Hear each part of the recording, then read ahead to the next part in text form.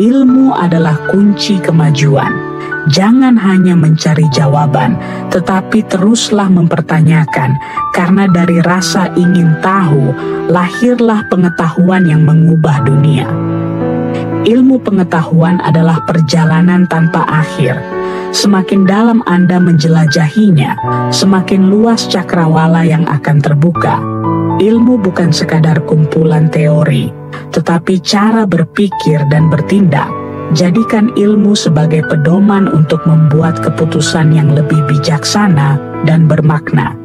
Belajarlah memahami realitas, bukan hanya menghafal fakta, karena ilmu sejati bukan tentang apa yang kita tahu, tetapi bagaimana kita menggunakannya untuk memahami dunia dan menghadapi tantangan. Dialektika adalah denyut nadi ilmu pengetahuan. Melalui perdebatan, pertanyaan, dan refleksi, pemahaman kita terus berkembang dan menyesuaikan diri dengan kenyataan yang selalu berubah. Lanjutkan perjalanan intelektual Anda, karena setiap gagasan yang diuji dan ditantang akan membawa kita lebih dekat pada pemahaman yang lebih dalam dan kebenaran yang lebih kompleks. Untuk lebih lanjutnya, tonton video ini, dan jangan lupa untuk like, komen, dan subscribe channel ini, karena dukungan Anda sangat berarti bagi kami.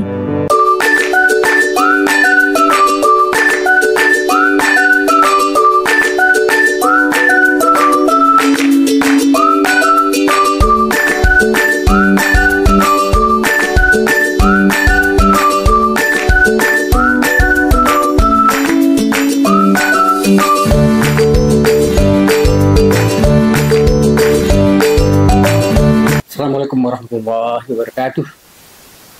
Selamat malam, dan semoga kita semua senang dan dalam kondisi sehat walafiat. Saya senang sekali bertemu dengan teman-teman, ya, semua mahasiswa politeknik, mahasiswa S1, S2, dan S3 di seluruh Indonesia. Saya Akhyar Yusuf Lubis, dan selama lebih 30 tahun dosen filsafat di beberapa program pasca sarjana Universitas Indonesia. Teman-teman sekalian, di Universitas Indonesia, filsafat ilmu dan metodologi itu menjadi kuliah wajib untuk semua program pasca sarjana, dan juga nanti masih ada kuliah-kuliah filsafat, misalnya politik, filsafat ekonomi, dan lain-lain. Dan saya memberikan kuliah sebenarnya hampir di semua program yang awalnya dulu memang banyak sekali tim yang terdiri dari profesor, dan saya waktu itu sebenarnya salah satu asisten dari Profesor Yudhirati Nurhadi almarhum. Dan setelah beliau itu, profesor yang ahli itu pada meninggal, akhirnya tinggal saya sendiri. Dan kemudian saya sebelum menyelesaikan tugas saya di Universitas Indonesia, saya sudah menyiapkan beberapa orang juga yang bisa menggantikan saya di program tersebut. Teman-teman sekalian, jadi saya sekarang sebenarnya boleh dikatakan lepas dari tugas-tugas yang banyak itu di Universitas Indonesia, dan mulai Januari ini saya secara resminya pensiun, dan kemudian kemungkinan sebenarnya saya masih diminta untuk memberikan kuliah tertentu. Teman-teman sekalian, ini kuliah umum sebenarnya, dan kuliah umum pertama yang saya sampaikan ke teman-teman semua di seluruh Indonesia, dan semoga saja bermanfaat. Dan pada kesempatan ini saya akan membahas satu tema yang menurut saya sangat relevan dan penting sekali, yang dibahas untuk era sekarang yang lebih sering kita sebut sebagai era teknologi informasi. Ada yang mengatakan misalnya era digital, ada misalnya menyatakan misalnya era masyarakat atau teknologi 4.0, 5.0, dan 6.0, dan seterusnya.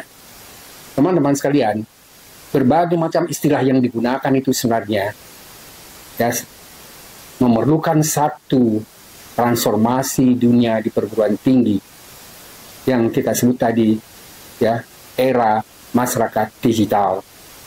Teman-teman sekalian, cukup banyak atau beberapa orang paling tidak yang saya sebenarnya mempelajari selama ini tentang beberapa profesor yang terkenal di dunia dari beberapa universitas yang membahas perlunya sekarang ini dilakukan transformasi dunia perguruan tinggi ya karena adanya perubahan yang sangat radikal, yang sangat penting kita lakukan ya perubahan juga atau ada transformasi di perguruan tinggi bukan hanya misalnya di Eropa dan Amerika yang memang sudah melakukan itu, tetapi juga di Indonesia.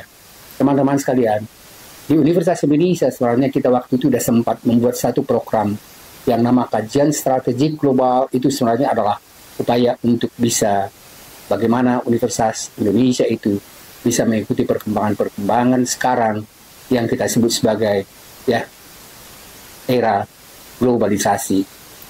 Teman-teman sekalian, jadi perguruan tinggi pada era yang kita sebut tadi era globalisasi atau misalnya era virtual, era digital itu menuntut adanya ya transformasi universitas itu karena adanya perubahan yang besar itu. Jadi universitas harus bisa menyesuaikan diri dengan perkembangan-perkembangan yang baru muncul karena universitas itu salah satu tujuannya sebenarnya menyiapkan tenaga ahli yang bisa menyelesaikan masalah-masalah atau problem yang muncul dan kemudian juga misalnya bisa mengatasi, melakukan penelitian, inovasi terhadap perkembangan-perkembangan yang baru itu. Teman-teman sekalian, tadi saya katakan ada beberapa profesor terkemuka di dunia yang saya sudah ya siapkan sebenarnya untuk kuliah-kuliah umum kita berikutnya. Dan untuk hari ini saya sengaja mengambil salah satu pemikir yang sangat terkenal dari Peter Scott. Yang Peter Scott ini dia sebenarnya salah seorang ya ilmuwan yang memiliki pengalaman luas di dunia pendidikan dan telah berkarir berbagai ya universitas di Inggris terutama sekali dan pernah juga sebagai rektor di Kingston University dan ia berperan dalam mengerahkan universitas menuju model pendidikan yang lebih inklusif dan relevan dengan kebutuhan zaman. Teman-teman sekalian, jadi ini adalah tokoh pertama, ilmuwan pertama yang kita bahas dan nanti ya berikutnya kita akan coba misalnya jelaskan beberapa ilmuwan terkemuka dunia yang menyatakan pentingnya sekarang dilakukan transformasi itu. Teman-teman sekalian, dan mudah-mudahan juga di sekolah tinggi, universitas, atau misalnya perguruan tinggi, atau juga pada sekolah-sekolah lain, ya, keahlian, juga sudah ada upaya untuk melakukan transformasi itu. Dan Scott, ya, sangat terkenal sebagai seorang pembicara yang sering sekali diundang dalam berbagai diskusi-diskusi mengenai masa depan pendidikan tinggi. Teman-teman sekalian, ada baiknya saya jelaskan secara ringkas tentang ya biografi dan karya utama dari Peter Scott ini. Teman-teman sekalian, beberapa karyanya sebenarnya sangat dikenal dan Peter Scott ini meliputi tulisan-tulisan yang membahas tentang perubahan dalam pendidikan tinggi di era globalisasi dan pengaruh transformasi sosial terhadap universitas atau perguruan tinggi itu. Teman-teman sekalian, ada beberapa buku yang berfokus ya pada pembahasannya atau analisis tentang kebijakan pendidikan tinggi dan peran universitas dalam masyarakat modern. Sebenarnya sudah lebih ya dari lanjutan dari era modern itu, dan itu yang kita sebut sebagai tadi era virtual, era ya 4.0, 5.0, 6.0 dan seterusnya. Teman-teman sekalian, ya tantangan yang dihadapi oleh sistem pendidikan tinggi di era teknologi dan globalisasi inilah sebenarnya yang sekarang banyak sekali dibicarakan para ahli ahli atau ilmuwan dunia yang menyatakan ya universitas itu harus bisa menyelesaikan diri, kalau tidak universitas itu akan dengan sendirinya ditinggalkan atau mati. Teman-teman sekalian, saya mencoba untuk menjelaskan beberapa buku dari Peter Scott. Yang pertama adalah ini yang kita bahas, ya judulnya The Globalization of Higher Education, dan ini adalah ya diterbitkan oleh Sage Publication dan terbit pada tahun 2000. Buku ini membahas tentang bagaimana globalisasi memengaruhi pendidikan tinggi dan bagaimana universitas perlu beradaptasi dengan perubahan sosial, perubahan ekonomi, perubahan politik di tingkat global. Teman-teman sekalian, selalu dikatakan bahwa ya teknologi informasi itu sebenarnya menimbulkan apa yang disebut sebagai era global, era ya dunia ini dianggap sebagai satu desa karena ada jaringan yang sangat intens, ada ya keterkaitan antara satu masalah dengan masalah lain, sehingga sering sekali dikatakan dia global dan saling terkait satu sama lain atau saling berkelindan satu masalah dengan masalah lain. Itu yang kita kenal sebenarnya dengan sekarang pendekatan yang sifatnya post-disipliner, ya. Dan post-disipliner itu menjadi ya pendekatan yang sangat penting pada universitas-universitas sekarang ini, dari perbedaan atau pergantian paradigma berpikir dari pendekatan yang sifatnya monodisipliner ke pendekatan multidisipliner, interdisipliner, dan transdisipliner. Teman-teman sekalian, itu nanti akan kita jelaskan, itu khusus pada satu ya kelompok perkuliahan, dan itu lebih berkaitan dengan filsafat ilmu dan metodologi, dan di kajian strategik global sebenarnya itu adalah kuliah yang sudah saya berikan sudah lama di beberapa fakultas, misalnya seperti di komputer, di FIB, dan di FIB kuliah yang saya berikan itu dulu, itu adalah kuliah umum yang di aula penuh mahasiswa karena gabungan dari berbagai macam program S2 dan S3 di dalam kuliah-kuliah itu. Teman-teman sekalian, yang berikutnya kita jelaskan secara ringkas tentang relevansi karya dari Peter Scott itu. Jadi karya Scott menjadi sangat relevan dan itu sering dijadikan sebagai referensi penting bagi karya dan bagi para akademisi dan pembuat kebijakan serta praktisi pendidikan yang tertarik untuk memahami dinamika pendidikan, ya, pendidikan tinggi dan dalam konteks globalisasi dan perubahan zaman. Teman-teman sekalian, Peter Scott, dia adalah mantan rektor Kingston University. Dia adalah salah satu akademisi terkemuka di dunia yang membahas tentang transformasi ilmu pengetahuan, transformasi universitas itu dalam konteks globalisasi, kebijakan pendidikan tinggi, dan pergeseran paradigma atau paradigm shift universitas tradisional ke universitas yang mengikuti perkembangan yang terakhir ini.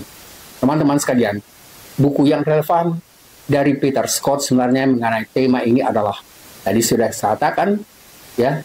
Jadi ada buku-buku lain, tapi kita tidak sempat untuk membahas buku-bukunya yang lain.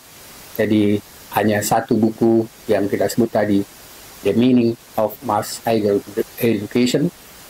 Oh, ini rupanya buku yang kedua yang terbit pada tahun 1995. Dan yang kita bahas itu adalah tadi yang kita bicarakan pada ya bagian pertama dari buku Peter Scott. Teman-teman sekalian, sekarang kita coba menjelaskan tentang pokok-pokok pikiran utama dari Peter Scott. Teman-teman sekalian, saya agak sedikit bebas sebenarnya mengambil ya perluasan dari apa yang dikemukakan secara rinci awalnya saya buat dari pemikiran Peter Scott itu. Teman-teman sekalian, pokok pikiran utama yang pertama adalah dia menyatakan masifikasi pendidikan tinggi. Dalam pemikiran Scott dan hampir semua sebenarnya yang akan kita bahas dalam kuliah atau rangkuman kuliah-kuliah dari Profesor yang menjelaskan perlunya transformasi universitas itu, mereka selalu mengatakan bahwa bagaimana seharusnya pendidikan tinggi telah melakukan transformasi dari sistem yang bersifat elitis menjadi sistem yang massal. Teman-teman sekalian, ini perlu sekali dijelaskan. Yang dimaksud dengan elitis itu dulu adalah ketika misalnya orang ingin belajar, ya, dia harus atau terdaftar di sekolah tinggi. Dia harus belajar misalnya di universitas atau perguruan tinggi, atau misalnya di bagian-bagian yang setingkat dengan perguruan tinggi itu. Tetapi sekarang, ya, dengan munculnya apa yang kita sebut dengan era globalisasi, dengan berkembangnya teknologi informasi, ya, maka ada perubahan yang sangat drastis dari perguruan tinggi yang sifatnya elitis menjadi sistem massal. Teman-teman sekalian, ini yang banyak sekali mulai dilakukan sebenarnya pada universitas terkemuka di dunia. Dan saya sering menelusuri melalui internet, misalnya seperti yang terjadi pada, ya nanti saya berikan juga contohnya itu, yaitu Oxford dan Harvard. Jadi sering sekali diberikan sekarang, ya, di luar, katakanlah misalnya yang khusus untuk program-program resmi di S1, S2, dan S3, tapi ya universitas itu memberikan kuliah-kuliah yang sifatnya massal.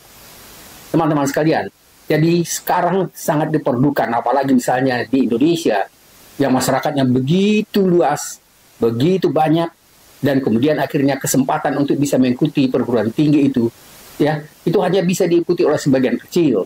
Sekarang justru dengan apa yang kita sebut dengan, ya, bagaimana universitas itu, sekolah tinggi itu menjadi suatu sistem yang disebut sebagai sistem massal.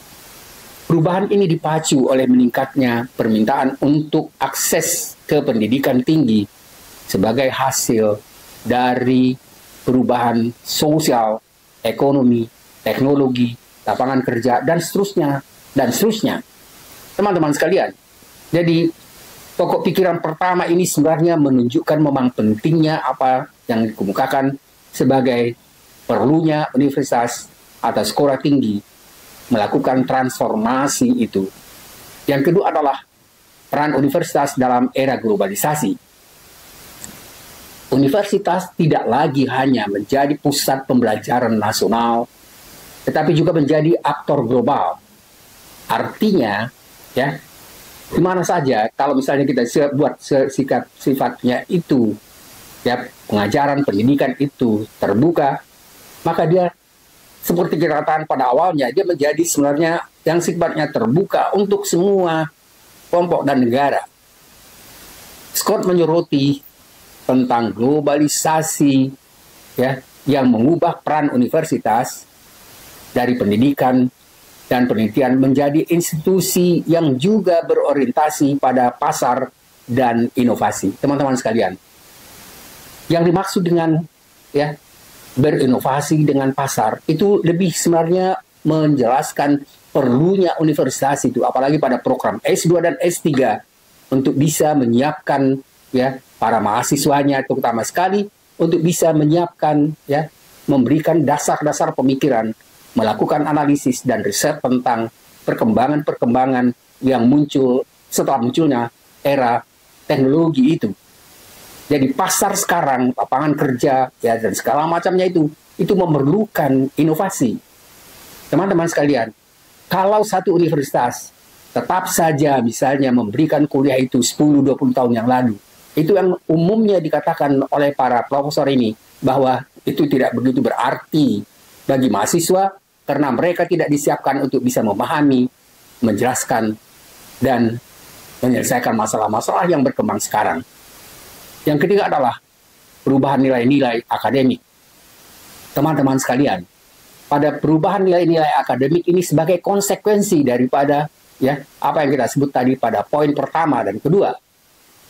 Pada perubahan nilai-nilai akademik ini, ya, itu dengan sendirinya perlu meningkatnya orientasi pasar, ya, nilai-nilai tradisional seperti kebebasan akademik dan otonomi intelektual mulai terpinggirkan.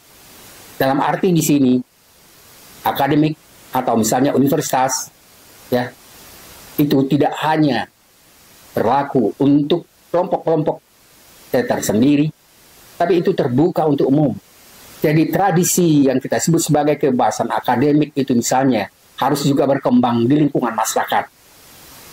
Dan saya pikir ini adalah masalah yang masih jauh sebenarnya dari harapan kita di Indonesia.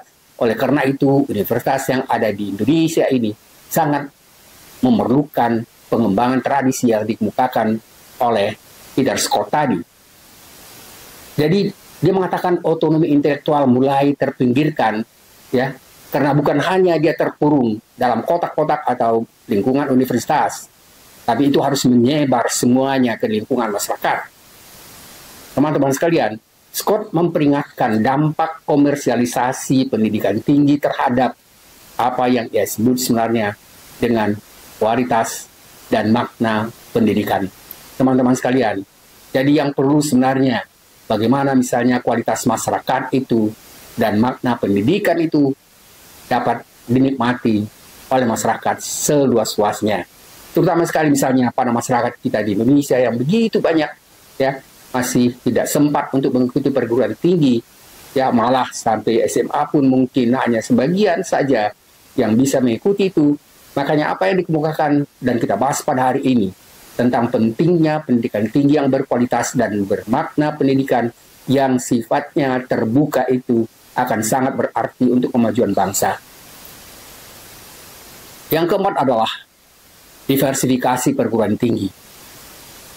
Pada poin keempat ini, universitas, ya, sekarang menghadapi tekanan untuk menjadi lebih inklusif. Ingat, terbuka, kemudian, ya, memikirkan kesetaraan untuk semua orang, memikirkan tentang keragaman masyarakat, dan hal ini mengarah pada pengembangan berbagai, ya, jenis institusi pendidikan tinggi dengan misi dan tujuan yang berbeda. Artinya begini, tentu saja misalnya setiap universitas atau fakultas itu memiliki tujuan dan apa yang diharapkan misalnya ditanamkan, diberikan pada keadilan pada mahasiswa yang diberikan itu atau pada masyarakat. Dan semuanya sebenarnya harus tetap juga memikirkan masalah-masalah yang dikatakan tadi, inklusivitas, kemudian keragaman masyarakat, pluralisme, multikultural, dan hal ini mengarah pada pengembangan berbagai jenis institusi pendidikan tinggi dan misi dan tujuan yang berbeda. Teman-teman sekalian, sekarang sebenarnya dunia ini sudah mulai, walaupun kita lihat kadang-kadang masih ada pandangan-pandangan yang sangat picik, tetapi kalau kita benar-benar memahami tentang apa yang disebut dengan globalisasi itu, sebenarnya sering sekali sekarang, ya, di dunia sudah mulai berkembang, terutama sekali di universitas, sudah mulai berkembang apa yang disebut dengan masyarakat global dan apa yang disebut dengan global citizenship, kewarganegaraan global. Kewarganegaraan global di sini artinya bahwa sebenarnya bukan berarti setiap negara itu menghilangkan kewargaannya, tetapi semua negara itu dan kewarganegaraan itu satu sama lain saling menghargai, saling menghormati. Dan ini yang sebenarnya yang diinginkan oleh apa yang kita sebut tadi dengan, ya, era globalisasi dan desa dunia. Teman-teman sekalian, ini juga sebenarnya sangat cocok sekali, tepat sekali, relevan sekali dengan pemikiran Islam yang menyatakan bahwa manusia itu sebenarnya diciptakan dari Adam dan Hawa, dan mereka akhirnya berbeda-beda, berbangsa-bangsa, tetapi semuanya mereka itu mestinya saling menghargai dan menerapkan penghargaan pada perbedaan itu atas dasar manusia, kesetaraan, dan keadilan. Yang kelima adalah teknologi dan pembelajaran jarak jauh. Teman-teman sekalian, ini, ya, mulai seperti menjadi hal yang dianggap biasa. Terutama sekali ini sudah terjadi dan menjadi kebiasaan setelah terjadinya kemarin itu adalah, ya, penyakit, ya, yang menyebar secara global mendunia.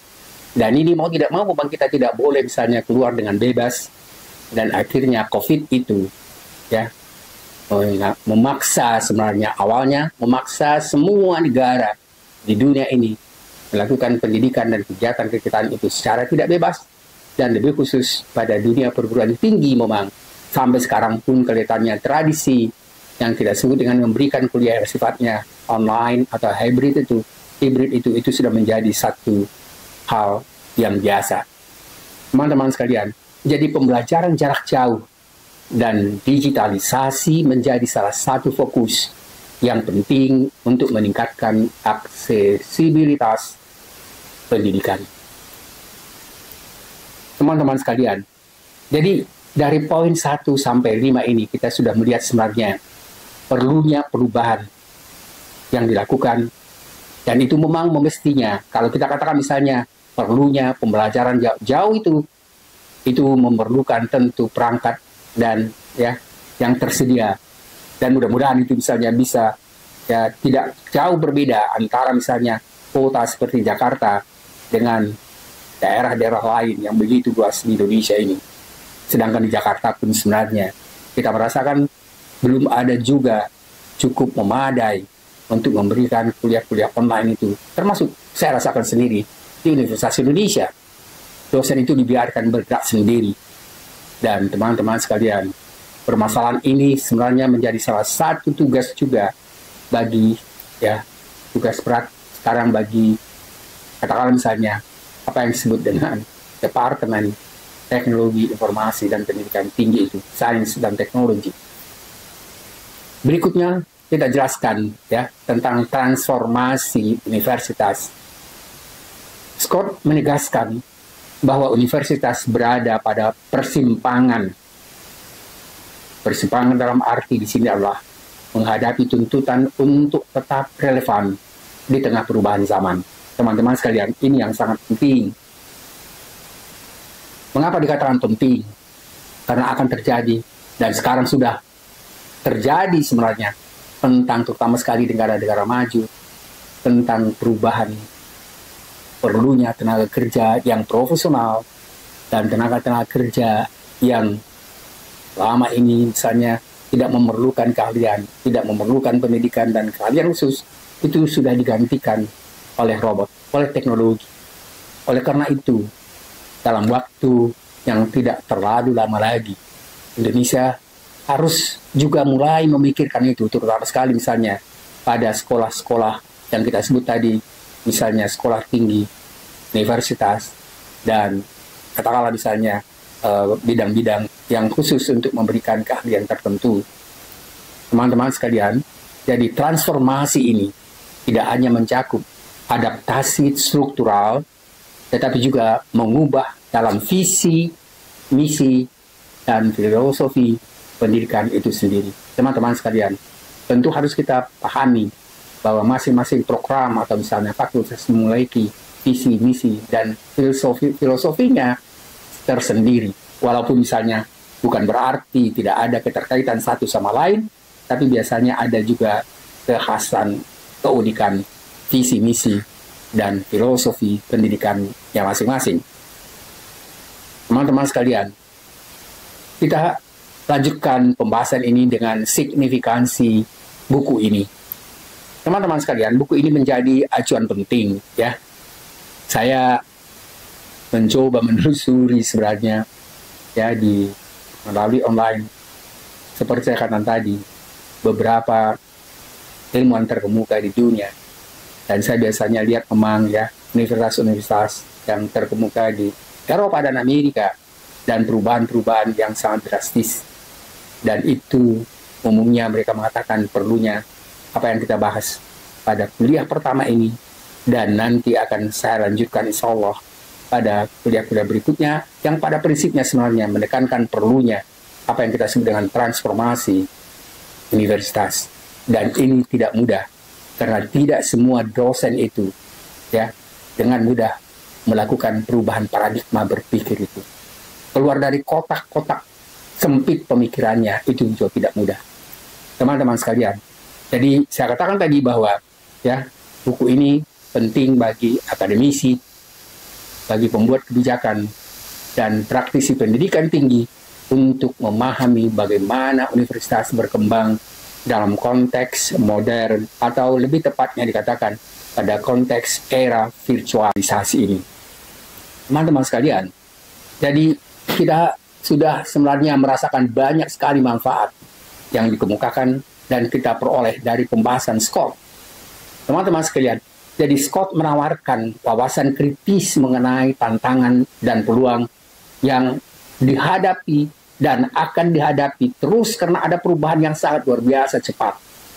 Jadi universitas saat ini ya juga sekaligus sebenarnya harus memikirkan bagaimana perkembangan ke depan, dan seperti dikatakan juga oleh Presiden Prabowo dan juga staf atau Menteri Pendidikan Tinggi dan Sains itu termasuk ya Stella itu juga selalu mengatakan pentingnya inovasi di perguruan tinggi, karena memang ya kita harus melakukan itu demi kemajuan dan kesejahteraan bangsa. Teman-teman sekalian, jadi tadi kita katakan bahwa ada tantangan dan peluang yang dihadapi universitas saat ini, dan tantangan itu sangat tergantung bagaimana universitas melakukan perubahan, dan perubahan itu termasuk tadi pada kita katakan visi dan misi universitas. Teman-teman sekalian, jadi secara ringkas tadi kita katakan dari atas itu menjelaskan perlunya transformasi universitas dari elitis ke universitas yang massal. Teman-teman sekalian, jadi transformasi universitas dari institusi elitis ke institusi massal merupakan respons terhadap kebutuhan sosial, ekonomi, dan budaya yang terjadi sejak pertengahan ya sebenarnya ya akhir abad 20 terutama sekali, dan setelah abad 21 ini terjadi perkembangan yang sangat luar biasa. Ingat teman-teman, sekarang kita lebih banyak mendapatkan, mahasiswa lebih banyak mendapatkan informasi dari ya ChatGPT daripada dosennya. Ini yang dikatakan oleh para profesor itu, kalau dosen itu tidak bisa mengikuti perkembangan, maka sebenarnya tidak begitu ada berarti bagi mahasiswa. Mereka misalnya duduk yang mendengarkan apa yang dikemukakan dosen-dosen itu, kalau memang itu akhirnya masih tetap seperti biasa. Misalnya di Fakultas Ilmu Budaya, saya pikir untuk S1 tidak, ya kita bisa memperkenalkan segala macam tradisi-tradisi dan perkembangan-perkembangan pada era-era modern, ya, sampai misalnya akhir abad 20.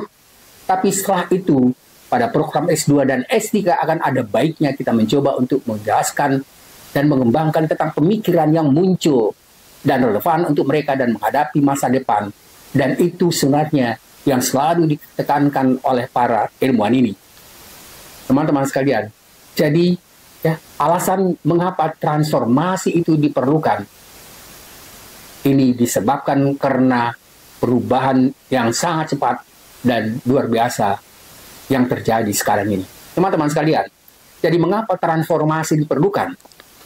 Transformasi itu diperlukan yang pertama karena kebutuhan untuk meningkatkan aksesibilitas, meningkatkan pendidikan tinggi yang elitis tadi, ya, supaya dapat diakses oleh kelompok-kelompok kecil masyarakat, dan sering sekali sebenarnya ini bermanfaat, berguna bagi ya peningkatan kecerdasan masyarakat, peningkatan juga ya status sosial dan ekonomi, terutama sekali ini mungkin yang berhasil mengikuti pendidikan di universitas, apalagi misalnya universitas terkenal.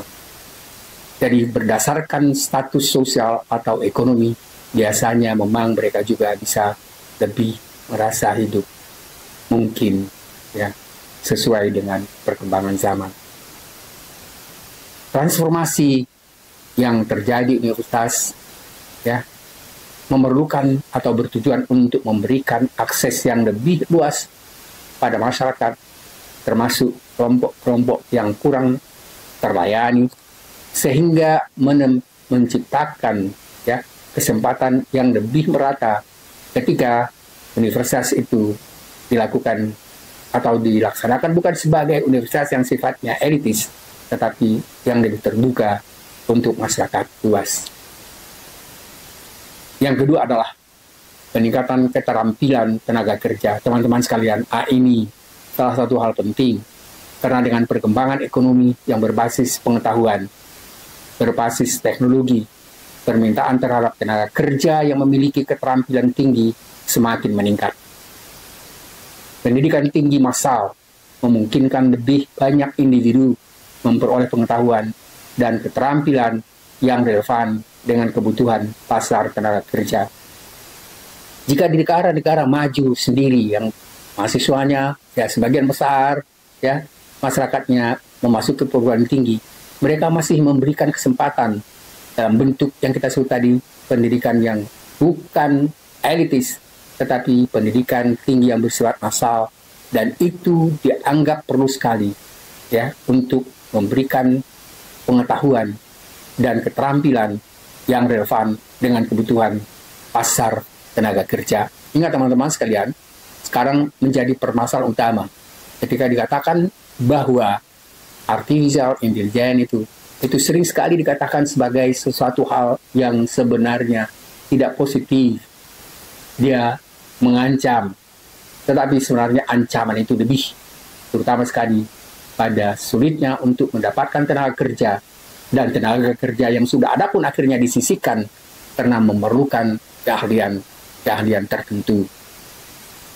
Yang ketiga adalah apa yang kita sebut dengan demokratisasi pendidikan. Yang disebut dengan demokratisasi pendidikan itu adalah ya, transformasi ini mencerminkan nilai-nilai demokrasi. Jadi kesetaraan hak. Jadi tidak terlalu misalnya membedakan antara kaya dan miskin, antara keluarga atas atau keluarga intelektual, ya, ekonomi yang tinggi dengan masyarakat biasa, di mana ada pendidikan yang dipandang sebagai hak dasar semua orang, bukan lagi hak yang istimewa bagi segelintir orang dan masyarakat tertentu. Dan universitas justru sekarang ya membantu mewujudkan prinsip keadilan, ya, keadilan sosial melalui inklusivitas pada dunia pendidikan. Yang keempat adalah kontribusi terhadap pembangunan nasional. Teman-teman sekalian, pendidikan tinggi massal berkontribusi pada pembangunan sosial, ekonomi, dan politik, dan negara-negara yang memiliki tingkat pendidikan tinggi yang lebih tinggi cenderung lebih inovatif, kompetitif, dan stabil secara politik. Teman-teman sekalian, yang berikutnya selanjutnya kita coba lanjutkan dengan penyebab perubahan itu. Yang pertama adalah perubahan sosial, ekonomi. Setelah Perang Dunia Kedua sebenarnya banyak sekali negara mengalami perubahan besar dalam struktur sosial dan ekonomi, terjadinya urbanisasi, industrialisasi, dan pertumbuhan kelas menengah yang menciptakan permintaan yang lebih besar pada ya, alumni atau tamatan pendidikan tinggi. Yang kedua, ledakan demografis atau yang kita sebut dengan baby boom. Peningkatan populasi ini di banyak negara menciptakan kebutuhan untuk menyediakan pendidikan tinggi bagi generasi muda yang lebih besar. Teman-teman sekalian, ini sebenarnya salah satu hal yang perlunya ada keterbukaan universitas secara massal. Teman-teman sekalian, saya pikir ini hal yang sangat penting, dan saya sebenarnya sejak mulai memberikan kuliah di Universitas Indonesia akhir-akhir ini, ya beberapa tahun akhir-akhir ini, saya selalu mencoba untuk memberikan kuliah-kuliah sifatnya terbuka, dan ini secara khusus saya akan sengaja membuat kuliah terbuka itu dalam ya beberapa bidang yang sedikit banyak saya pahami, saya bisa kembangkan karena saya dari filsafat, dan filsafat itu memang sangat terbuka, berpikir kritis, dan terbuka untuk berbagai macam bidang ilmu pengetahuan. yang sering sekarang kita kenal itu dengan pendekatan multi, inter, dan transdisipliner. Sekarang sebenarnya itu sangat kita perlukan. Dan itu yang saya katakan tadi bahwa S2 dan S3 sangat memerlukan apa yang kita sebut dengan pendekatan baru dan keluar dari kotak-kotak yang mengurung mereka dalam pendekatan yang sifatnya disipliner. Yang lebih repot lagi, kalau Dikti sendiri sebenarnya masih melihat bahwa ya pendidikan tinggi itu masih bersifat monodisipliner. Itu sangat-sangat sudah ketinggalan jauh. Yang berikutnya adalah apa yang kita sebut dengan istilah globalisasi yang sudah kita kemukakan mulai dari atas. Ya, mulai dari kita membuka perkuliahan ini, dan globalisasi mendorong persaingan antara negara, antara individu dalam berbagai bidang pendidikan dan inovasi. Dan untuk bersaing itu secara global, banyak negara memperluas akses ke universitas untuk menghasilkan tenaga kerja yang lebih terampil dan inovatif. Teman-teman sekalian, jadi ini sangat penting, ya. Dan itu bagian penting sebenarnya dari transformasi universitas itu. Yang keempat adalah teknologi dan informasi. Reformasi teknologi menciptakan kebutuhan untuk pendidikan tinggi yang lebih inklusif.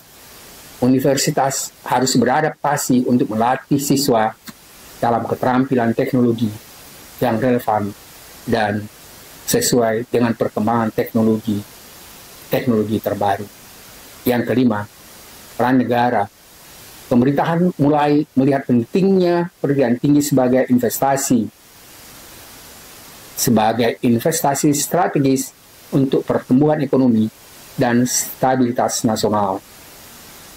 Banyak negara mengadopsi pendidikan untuk memperluas akses ke universitas melalui subsidi, pinjaman bagi mahasiswa, dan pengurangan biaya pendidikan. Teman-teman sekalian, di beberapa negara, ya seperti di Eropa, ya di Kanada misalnya, Amerika kayaknya saya masih kurang apa. Tapi kalau di beberapa negara di Eropa misalnya, itu sebagian negara-negara Eropa itu sebenarnya memberikan ya untuk warga negaranya kuliah gratis mulai dari SD sampai ke universitas. Teman-teman sekalian, ada yang menarik sebenarnya yang dimukakan oleh Presiden Prabowo, yang ketika dia menjelaskan tentang negara kesejahteraan atau welfare state, dia sudah mengatakan ya akan mengupayakan ya bebas biaya pendidikan mulai dari sekolah dasar sampai ke universitas. Mudah-mudahan ini bisa diwujudkan, tapi tentu bukan dalam misalnya 1, 2, 3, 4, 5 tahun, tapi mungkin dalam beberapa tahun ke depan. Yang paling penting adalah bagaimana misalnya pemerintah itu, terutama sekali Prabowo, dengan tegas mencoba untuk menghilangkan korupsi yang sangat sudah merambat kemana-mana, dan sifat-sifat yang sebenarnya kurang moral, tidak adil, dan tidak menghargai hak azazi. Teman-teman sekalian, yang keenam adalah tuntutan dari masyarakat. Dengan meningkatnya kesadaran akan pentingnya pendidikan tinggi, masyarakat menuntut akses yang lebih luas dan peluang untuk mendapatkan gelar akademik. Yang tidak maksud di sini adalah jangan sampai misalnya upaya untuk memperoleh gelar akademik, memperoleh misalnya S1, S2, apalagi misalnya doktor dan profesor dengan tidak jujur, dan itu banyak sekali ditemukan. Teman-teman sekalian, ya, saya ingat ada dulu salah seorang ya profesor teknik di UI yang mengatakan bahwa dia mengatakan itu sebenarnya sebagai satu upaya yang tidak baik. Saya kadang-kadang juga berpikir, mengapa kita harus benar-benar ditentukan oleh negara luar. Teman-teman sekalian, mudah-mudahan kita juga bisa, apalagi kalau misalnya bisa menerapkan ya pendidikan tinggi dengan ya peringkat yang tinggi, tetapi bukan dengan cara-cara yang tidak baik. Cukup banyak profesor pernah bayar buat tulisan jurnal juga karena bayar. Ini sebenarnya merupakan ketidakadilan. Saya selalu selama ini saya katakan, ketika misalnya terutama sekali mahasiswa S3 yang saya bimbing atau yang saya sering diskusi sama saya, Pak, bagaimana kalau misalnya saya bisa ujian dan lolos dengan membayar, dan itu cukup mahal untuk jurnal internasional. Teman-teman sekalian, saya punya mahasiswa di strategi global UI sudah lebih 6 semester, hanya terhambat karena jurnal internasional yang diharapkan itu adalah I1 itu tidak pernah terima. Sudah ada beberapa yang dia masukkan, dia kirimkan, tetapi selalu ada saja masalah. Dan dia sempat pernah nanya ke saya, Pak, bagaimana kalau saya harus bayar? Saya tidak bisa berikan pendapatan, kamu sendirilah yang menentukan itu. Kalau saya benar-benar tidak mau, dan saya sudah lama sebenarnya tidak pernah memikirkan untuk guru besar itu, karena saya tahu ya hal-hal yang seperti itu. Dan bagi saya guru besar itu sebenarnya lebih harganya lebih tinggi kalau yang menghargai kita itu adalah mahasiswa dan teman-teman sejawat. Teman-teman sekalian, jadi bukan gelar itu menjadi beban. Teman-teman sekalian, kita sampai saja kuliah pertama ini di sini, dan teman-teman sekalian, pada bagian berikutnya ini sebenarnya Anda bisa lihat ada 2 universitas yang sering sekali sebenarnya saya cari, ya pemikir-pemikir dari 2 universitas ini, ya profesor dari Harvard, ya Oxford, kemudian juga dari universitas misalnya dari Inggris, ya Amerika dan lain-lain itu, atau dari Belanda juga, dari Swedia dan lain-lain. Saya pikir itu sebenarnya ya hal-hal atau universitas yang penting sekali kita pahami. Saya memang tidak pernah, ya jangankan misalnya belajar ya di Oxford atau Harvard, tapi saya selalu mencoba untuk mengikuti jalan pemikiran mereka di sana, mengembangkan tentang bagaimana sekarang misalnya apa yang kita sebut dengan berkembangnya program-program baru seperti ya yang disebut dengan virtual leadership, cyber politik, virtual management, dan lain-lain. Itu sekarang sebenarnya adalah program-program baru yang awalnya saya harapkan sebenarnya ini juga bisa dikembangkan di Universitas Indonesia, terutama sekali di kajian strategi global yang saya sudah lama sebenarnya berada di lingkungan itu, tapi sampai sekarang masih jauh dari harapan. Teman-teman sekalian, jadi setelah kuliah ini, pada kuliah kedua mudah-mudahan bisa kita selesaikan tentang pemikiran dari Peter Scott ini, dan kemudian nanti mungkin kita berikan contoh dari Harvard dan Oxford, bagaimana perkembangan baru yang terjadi pada 2 universitas ini sebagai contohnya, teman-teman. Bukan misalnya mengabaikan yang lain, karena banyak universitas lain juga yang memiliki reputasi tinggi di dunia ini. Terima kasih atas perhatian mahasiswa semua seluruh Indonesia, mahasiswa mulai dari Politeknik, mahasiswa S1, S2, dan S3, dan masyarakat umum yang mencintai, menginginkan perkembangan ilmu pengetahuan. Terima kasih sekali lagi saya ucapkan, semoga bermanfaat. Assalamualaikum warahmatullahi wabarakatuh. Terima kasih telah menonton video ini sampai selesai. Dan jangan lupa pastikan Anda telah like, komen, dan subscribe channel ini, karena dukungan Anda adalah semangat kami.